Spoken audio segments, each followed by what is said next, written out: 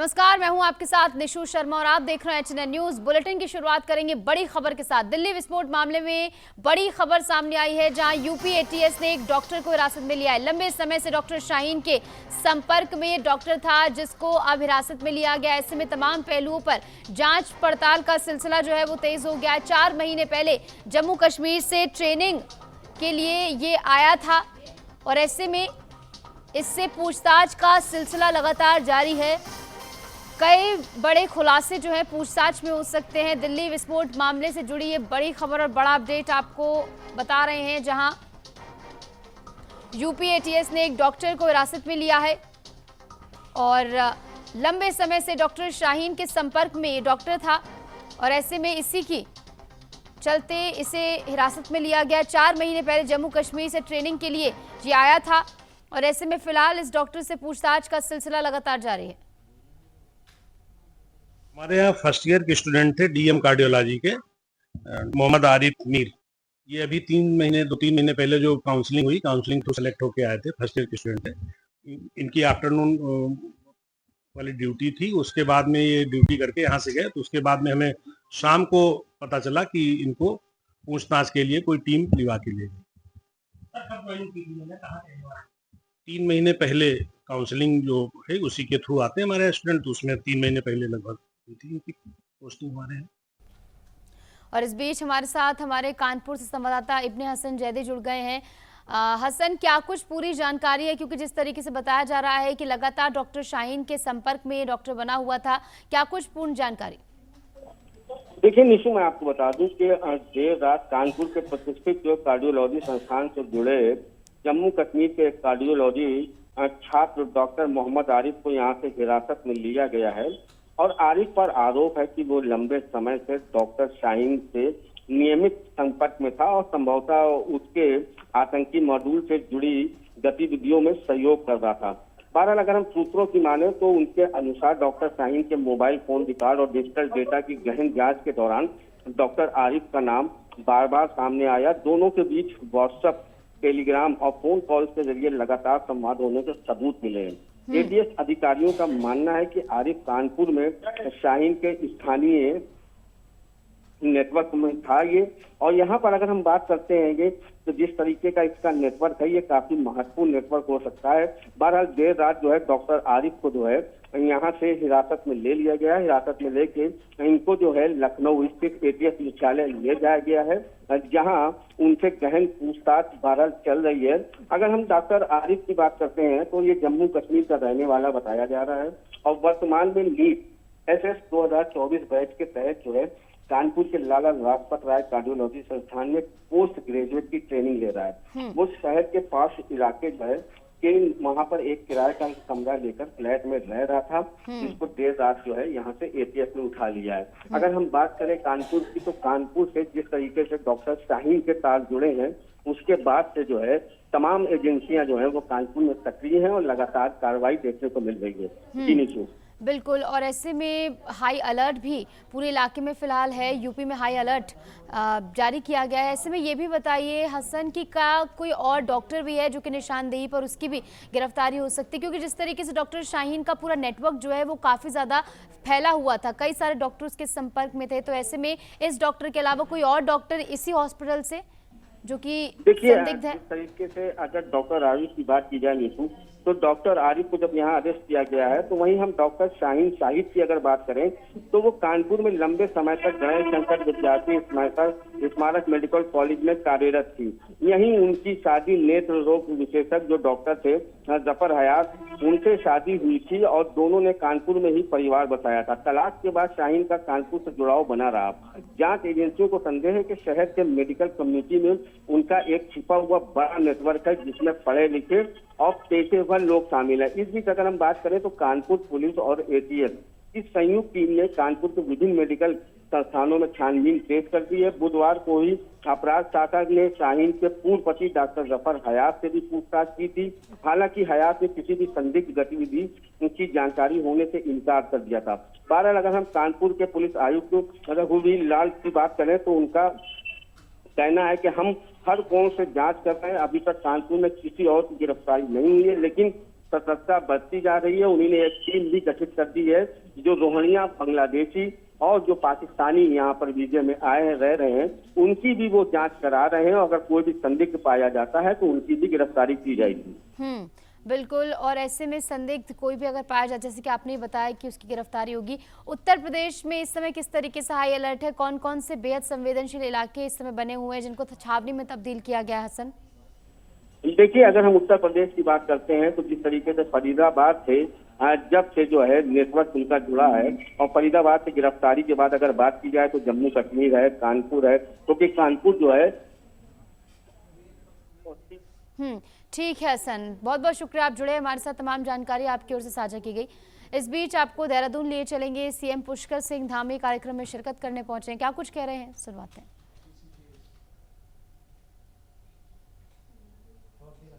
अभिभावकगण, सभी अतिथिगण, विद्यालय के प्रधानाचार्य जी समेत सभी हमारे टीचर, सभी शिक्षकगण, और जिनके निमित्त आज का ये शानदार कार्यक्रम एनुअल डे का यहाँ पर आज इस प्रातःकाल की बेला पर संपन्न होने जा रहा है, प्रारंभ हो रहा है, ऐसे मेरे सभी प्रिय छात्र एवं छात्राएं, मीडिया के हमारे सभी मित्र, मैं सबसे पहले आप सभी को आज इस 12वें एनुअल डे की आप सभी को मैं अपनी ओर से बहुत बधाई देता हूं, शुभकामनाएं देता हूं। और आज इस विशिष्ट अवसर पर आप सभी के बीच आकर निश्चित रूप से मैं गणेश वंदना जब देखी यहाँ पर बच्चों के द्वारा बहुत शानदार प्रस्तुति यहाँ पर दी, और मोहन डंग जी से मैं पूछ रहा था, मुझे ऐसा लग रहा था कि ये कोई इवेंट्स वाले बच्चे तो नहीं आए, कोई बाहर से तो नहीं बुलाया गया है, लेकिन आपने मुझे कहा कि सारे यहाँ का ये जो एंकर करने वाले, मंच का संचालन करने वाले, इस मंच पर अपनी सारी प्रस्तुति देने वाले सारे के सारे जो है स्टूडेंट्स हैं। मैं इसके लिए स्कूल के पूरे प्रबंधन को, मोहन डंग जी को, सुमित डंग जी को, पूजा डंग जी को और महिमा जी को, सभी को, और विद्यालय के प्रधानाचार्य जी समेत सभी विद्यालय परिवार को मैं बहुत बधाई देता हूं। और सच में इनका उत्साह और इनके बीच की ये रचनात्मकता को देखकर मैं कह सकता हूं कि हमारे देश का भविष्य हमारे ऐसे ही छात्र छात्राओं के हाथ में सुरक्षित है, और आने वाले समय के ये सभी हमारे कर्णधार हैं। नवोदित और उदयमान में इनको कह सकता हूं कि जिनको आने वाले समय में विभिन्न विभिन्न सेक्टरों में जाकर इस स्कूल का भी नाम रोशन करेंगे, अपने माँ बाप का भी नाम रोशन करेंगे, और हमारे प्रदेश और देश का नाम रोशन भी करेंगे। आज के इस अवसर पर मैं इस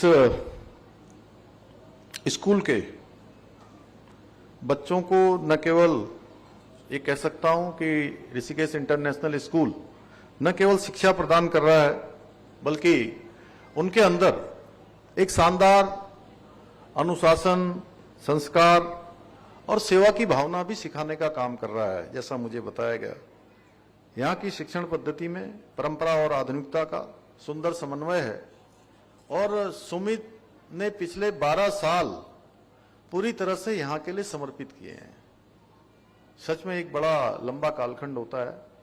अच्छी एजुकेशन लेने के बाद वो बहुत सारे क्षेत्रों में काम कर सकते थे, काम कर रहे थे, लेकिन शिक्षा के क्षेत्र में काम करना, अपना समर्पण करना, इसकी जितनी प्रशंसा की जाए उतनी कम है। और जब हम आज शिक्षा को केवल नौकरी का माध्यम मान लेते हैं, तब ऐसे विद्यालय हमें ये याद दिलाते हैं कि शिक्षा का असली उद्देश्य महज केवल नौकरी पाना नहीं है, बल्कि चरित्र निर्माण, राष्ट्र निर्माण और मानवता का। तो इंटरनेशनल स्कूल का 12वां वार्षिकोत्सव का आयोजन यहाँ पर हुआ था, जहाँ पर सीएम पुष्कर सिंह धामी को आप सुन रहे थे। कई महत्वपूर्ण बातें उनकी ओर से कही गई। चलिए खबरों में आगे बढ़ेंगे। गाजियाबाद में प्रदूषण का स्तर लगातार बढ़ता जा रहा है। हालात ऐसे हैं कि लोगों को सांस लेने में भी मुश्किल हो गई है। बीते 24 घंटों में हवा की गुणवत्ता और अधिक खराब हो गई है। गाजियाबाद का एयर क्वालिटी इंडेक्स यानी कि AQI 350 के पार पहुंच चुका है, जो कि गंभीर श्रेणी में आता है। ऐसे में लगातार जो हवा खराब हो रही है, इसके चलते काफ़ी ज़्यादा मुश्किलों का सामना लोगों को करना पड़ रहा है, खासकर उन लोगों को जिनको सांस से संबंधी बीमारियां हैं। और ऐसे में सरकार की ओर से पर्याप्त कदम उठाए तो जा रहे हैं, लेकिन धरातल पर उनका असर जो है उतना नज़र नहीं आ रहा है जितना कि आना चाहिए। और हवा जो है वो बेहद ख़राब श्रेणी में लगातार बनी हुई है। दिल्ली NCR में लगातार होता जा रहा है। इस वक्त हम मौजूद हैं गाजियाबाद में, जहां दिल्ली NCR के बाद गाजियाबाद में लगातार प्रदूषण की लोग मार झेल रहे हैं और प्रदूषण का लेवल दिन प्रतिदिन खतरनाक लेवल पे होता जा रहा है। अगर गाजियाबाद के इलाकों की अलग अलग क्षेत्रों की बात करें तो एयर क्वालिटी इंडेक्स जो है 400 के पार जा चुका है, जो कि एक बेहद ही खतरनाक श्रेणी में आता है। आपको दिखा दें, ये पीछे ये बिल्डिंग महज हमसे 300-400 मीटर की दूरी पर है, जो कि कभी साफ दिखाई देती थी, लेकिन प्रदूषण के कारण धुंधली दिखाई दे रही है। ये कोई कोहरा नहीं, बल्कि दरअसल ये एक पोल्यूशन की धुंध की चादर में ये बिल्डिंग जो ढक गई है। वहीं प्रशासन की तैयारी की बात करें तो प्रशासन लगातार प्रयास कर रहा है कि प्रदूषण कम किया जाए। इसके लिए सभी विभागों के साथ मीटिंग करके जिलाधिकारी गाजियाबाद ने निर्देश किया गया है कि लगातार जो पोल्यूशन बढ़ रहा है उसमें जो ग्रेड 3 लागू कर दिया गया, उसके तहत निर्माणाधीन बिल्डिंगों का काम रोक दिया जाए और साथ के साथ सड़कों पे और पानी का छिड़काव किया जाए, जिससे कि प्रदूषण के स्तर में कमी लाई जा सके। प्रशासन अपनी तरफ से काफी प्रयास कर रहा है, लेकिन दिवाली के करीबन 20 दिन बीतने के बाद भी गाजियाबाद में प्रदूषण जो है लगातार दिन प्रतिदिन इतनी खतरनाक बेहद श्रेणी में आ चुका है कि लोगों की सांसों पे संकट बन गया है।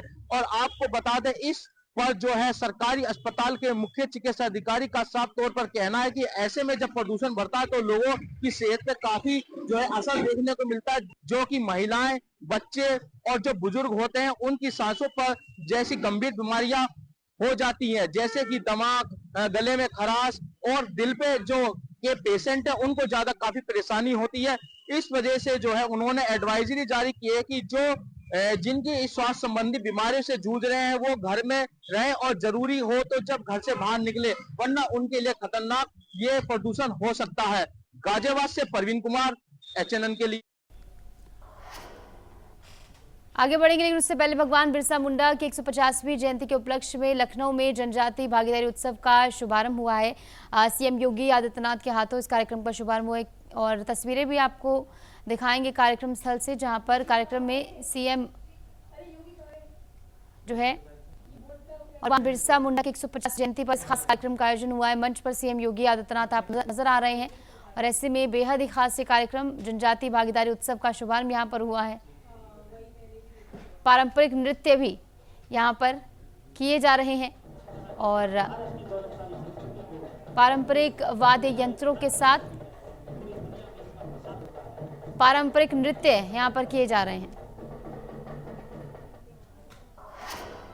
और इस बीच वक्त तो चला एक छोटे से ब्रेक का। ब्रेक के बाद फौरन हाजिर होते हैं।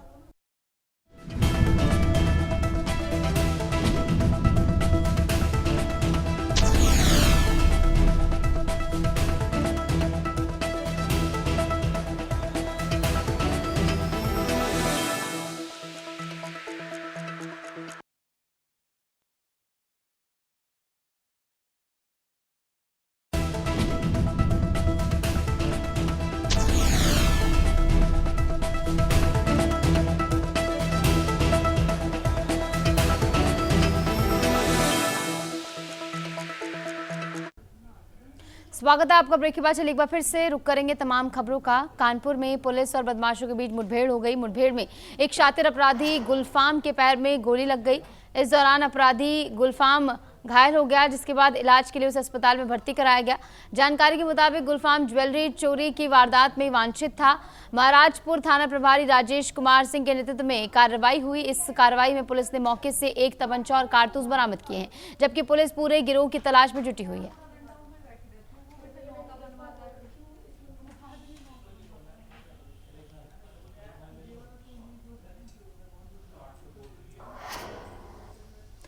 खबरों में आगे बढ़ेंगे, लेकिन उससे पहले आपको दिल्ली लिए चलेंगे। मुख्यमंत्री रेखा गुप्ता क्या कुछ कह रही हैं, सुनवाएंगे।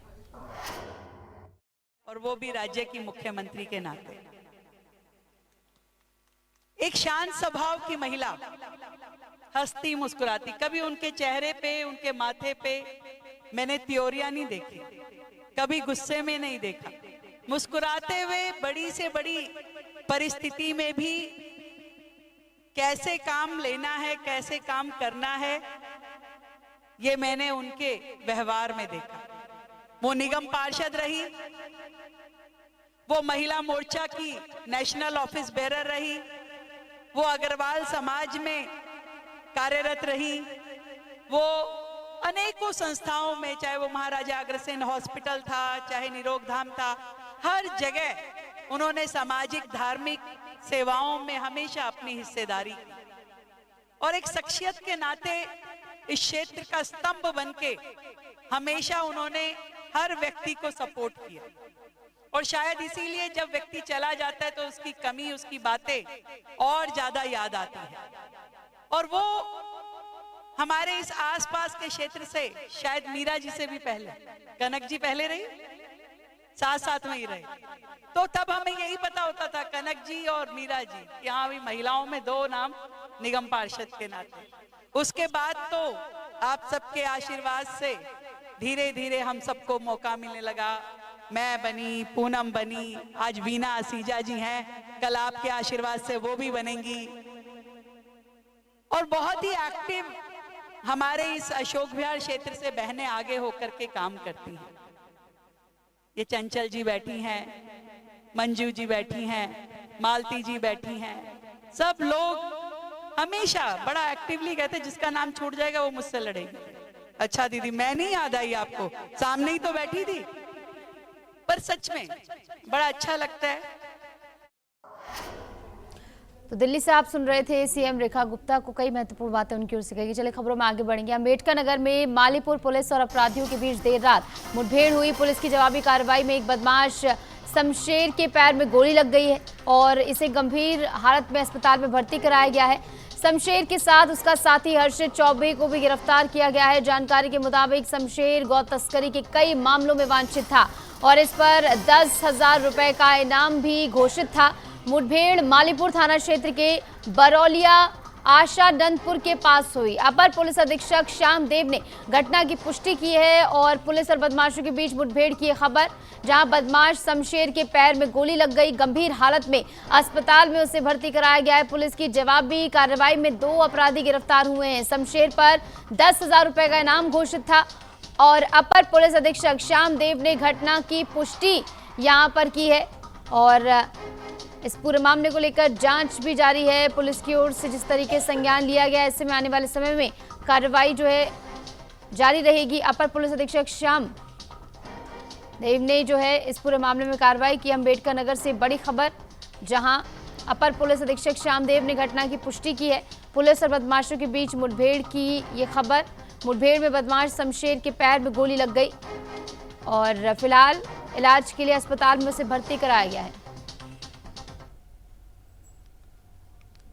जनपद अम्बेडकर नगर के थाना मालीपुर क्षेत्र में बरौलिया आशानंदपुर में गांव के पास मुखबिर से सूचना प्राप्त हुई कि कुछ अपराधी छिपे हुए हैं। इस सूचना पर तत्काल मौके पर पुलिस पहुंची और अपराधियों की घेराबंदी की, तो अपराधियों द्वारा पुलिस पार्टी पर फायरिंग की गई।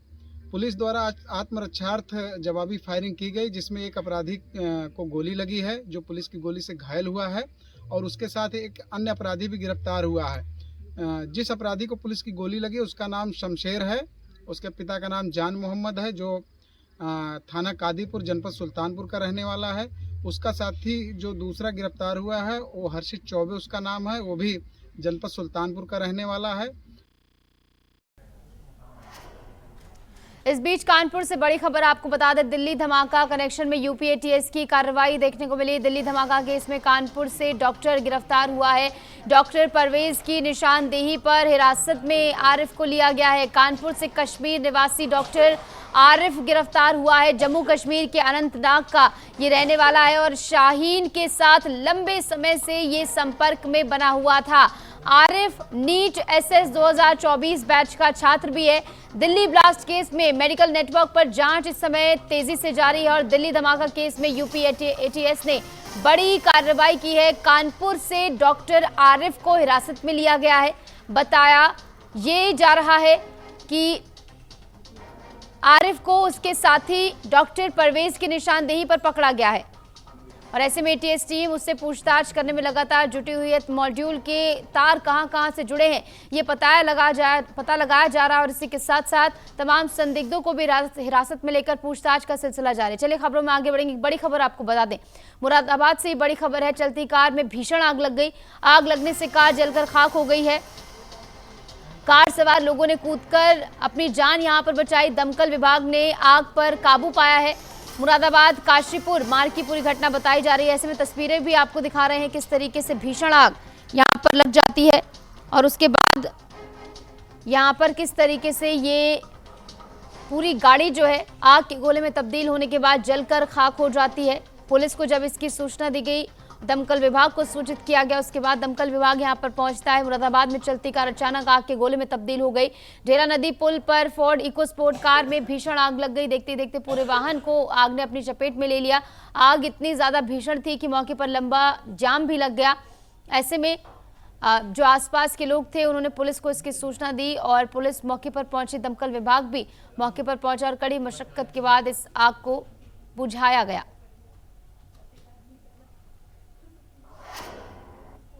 और ऐसे में बात ये रही कि फायर ब्रिगेड जो है काफ़ी देरी से यहाँ पर पहुंची थी। ऐसे में कार में जो आग लगी, कड़ी मशक्कत के बाद इस आग पर काबू यहाँ पर पाया गया। चलिए खबरों में आगे बढ़ेंगे। दिल्ली के आनंद पर्वत इलाके में स्थित डीडीए की ग्रीनलैंड में मंगलवार देर शाम भीषण आग लग गई। ये इलाका रामजस ग्राउंड या आनंद पर्वत आर्मी कैंप के नाम से भी जाना जाता है। आग इतनी भीषण थी कि आसपास के इलाके में धुआं फैल गया, जिससे स्थानीय लोगों में हड़कंप मच गया। लोगों का कहना है कि क्षेत्र में लंबे समय से अवैध कब्जे और कबाड़ियों की गतिविधियां चल रही थी, जो यहाँ कूड़ा जमा करते थे। यही वजह है कि अक्सर यहाँ आग लगने की घटनाएं होती रहती हैं। स्थानीय निवासियों का आरोप है कि प्रशासन और पुलिस की मिलीभगत से यह अवैध कब्जा जारी है और इस पूरे मामले में आप देखिए लगातार पुलिस की ओर से फिलहाल आग के कारणों का पता लगाया जा रहा है। बताया ये भी गया लोगों की ओर से कि 1 साल पहले भी यहाँ पर आग लग गई थी।